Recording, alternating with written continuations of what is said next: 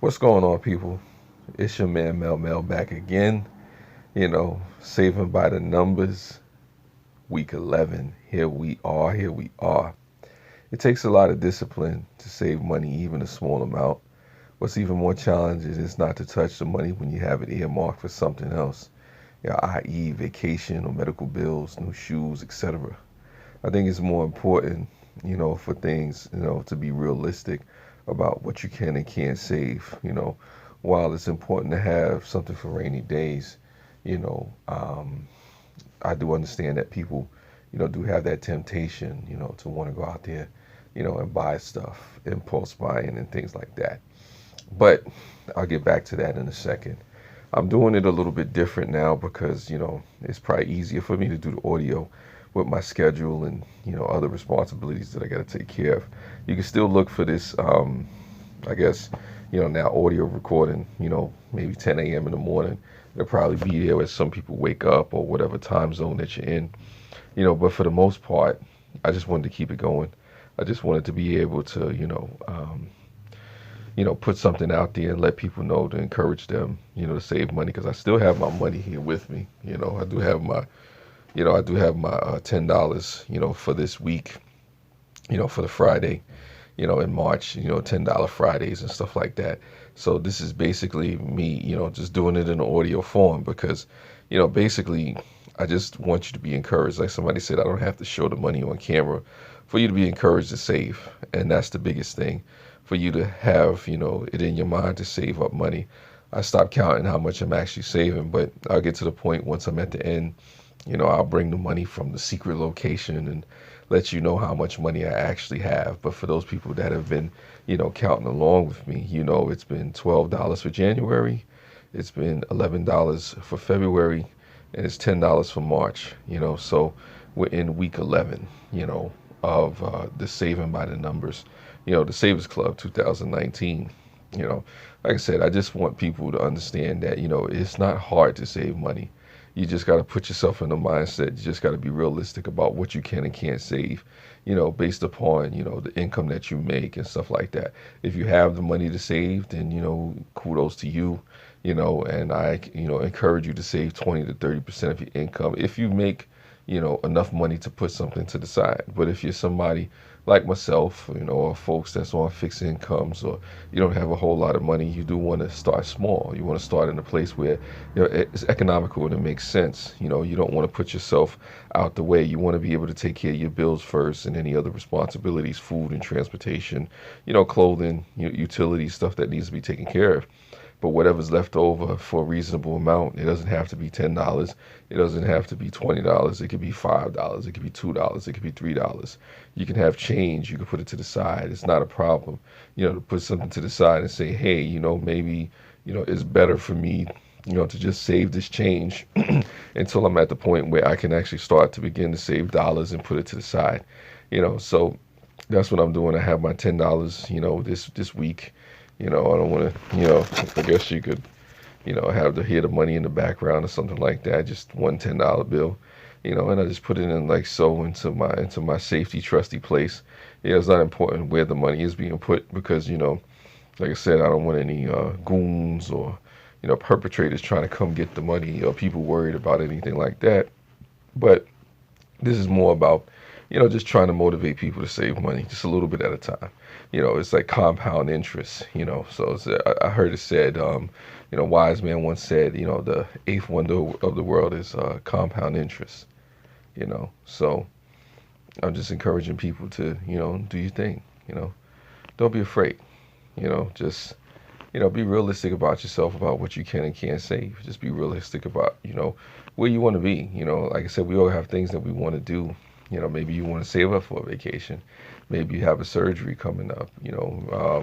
Maybe you want to save up for your kid's school, college or something like that. Or maybe you just want to, buy a nice pair of Nola Blahnik shoes or something like that. I don't know. Maybe you just want to do something and splurge on yourself. Take your wife, your girlfriend, husband, significant other, out to a fancy restaurant. You never know. It doesn't hurt, because usually what I do sometimes when I want to buy something on credit, I'll take 20 to 30% of whatever it costs and I'll save it to the side. Let's say I buy something for $5,000 on a credit card. Before I make that purchase, what I try to do is maybe have $1,000 to the side, or 1,500 to the side, or even better, $2,000 to the side. So that eases the pain once you start this time to make minimum payments. Because the quicker you can get your minimum payments back, the higher you can get your credit score up. The more you get your credit score up, you can learn to borrow money and do smart things with it. But if you don't know how to use credit cards, then that may be something that's not for you. But even in just regular terms, if you want to buy something from the store and you really can't afford it, it doesn't hurt to save the money until you can. You find out how much you really want something until you save, when you start saving up money. I'll tell anybody, if it's really important to you, then you can wait to save it, especially if it's not something that you need right away, delay gratification. Now, there are things that you need money for in the moment. Maybe an emergency or something comes up, unexpected funeral, maybe somebody didn't have life insurance, all kind of things that could arise. As I say many times to my family members, or at least my mother, unforeseen circumstances befall us all. And it doesn't hurt to have something to the side, something in the stash, because you never know when something's going to happen. Even like my mother said, unless, the economy collapses. Once the economy collapses, then, we're all in, situation. We're all stuck out there. So it is a situation where you want to try to be as prepared as possible, as prepared as you can be. In any particular situation, you don't want to just, be nilly-willy out there, not really understanding and knowing, what it is that you can do to try to help you, or even be prepared for your family, or even if it's a situation with medical bills. You don't want to have your family out there with medical bills, piling up, and there's nothing to the side just in case of emergency. One of the things that I try to tell people, if you save up money, the first thing you want to do, if you don't really have anything, is to begin to put money aside for an emergency. You save 3 to 6 months of emergency income just in case something happens, in case you lose your job, in case you get sick, in case the bills need to be covered. You try to figure out, okay, at least for these 6 months, I can have something, to keep me afloat. Even if you have unemployment insurance or disability insurance, because that's not enough. I don't care what anybody say. I don't know if you've ever been on disability insurance in America here. That's a hardship all in itself. Good luck with that. But for the most part, you just try to be as prepared as possible. Of course, like I said, unforeseen circumstances befall us all. You never know what's going to happen. You never know where it's going to come. You never know when it's going to come down a certain way.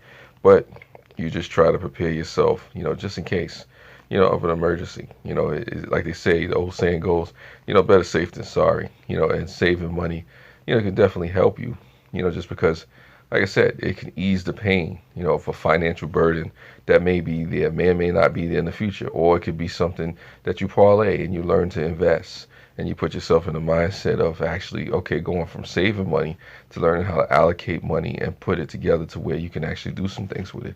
Or maybe you want to buy a house, maybe you start learning to put enough money to the side and save your income, and, go to a bank and sit down with a banker or an investment banker at that, or somebody who's into real estate, and to learn how much money you would need, or, put stuff together for retirement and stuff like that. There's different things that you can do. There's a lot of options that people don't consider when it comes to saving money, because you can go from just saving money for the case of an emergency to actually saving it to use it for investment, and you invest in different vehicles and things like that that are definitely, benefit and support you and your family. Or if it's just you, maybe you're just somebody who's single. I mean, it never hurts to have some money just in case, because like I said, you never know when something is going to happen, especially when it comes to a medical situation, or unexpected surgery, especially when it comes to dental. Maybe you have a root canal that you got to pay for, or maybe, you got some cavities that need to get cleaned out, or maybe you got an implant or something you want to get, you never know. You really never know. And I think a lot of times we take for granted, being able to save, because, as in the terms of economics, there's this, one of my least favorite terms, disposable income, and that's saying the extra money that you have left over to spend. I don't believe in extra checks.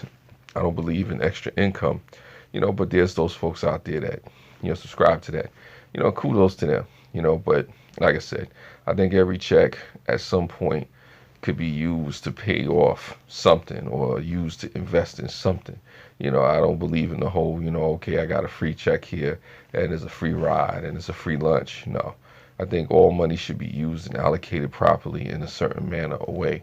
Even children should be taught how to use money. I think a lot of, parents, miss that, teaching your children financial literacy. And if you don't know, send them to somebody that does know. Begin to, guide them in the ways that, are smart and teach them how to use money. I mean, financial literacy is just as important as, regular literacy, learning how to read and whatnot. It's just as important because if you don't know how to use your money, then you can easily be cheated. You can easily have somebody take a penny, a dollar, hundreds of dollars, thousands of dollars for you, rob you blind, and you would never know. You know, so I tell people you want to know. I mean, it helps you with taxes. It helps you with bills. It helps you keep money in your pocket. One of the favorite lines that my mother likes to quote from a Lauryn Hill song is, "It's not about what you cop, it's about what you keep." You know, and how do you learn to keep things? And this is just me saying it now. How do you learn to keep things if you don't know how to learn to use it at first? Money is a tool. It's something that you should learn how to use. It's something that's important. It's not something you just take and it's just frivolous and you throw it away. Even though people do use it on frivolous things and that's their business, that's their, I guess prerogative of how you want to use your money. But learning how to use money responsibly, at least have an option, is key. And thank you for listening. As always, this is Mel Mel. Take care.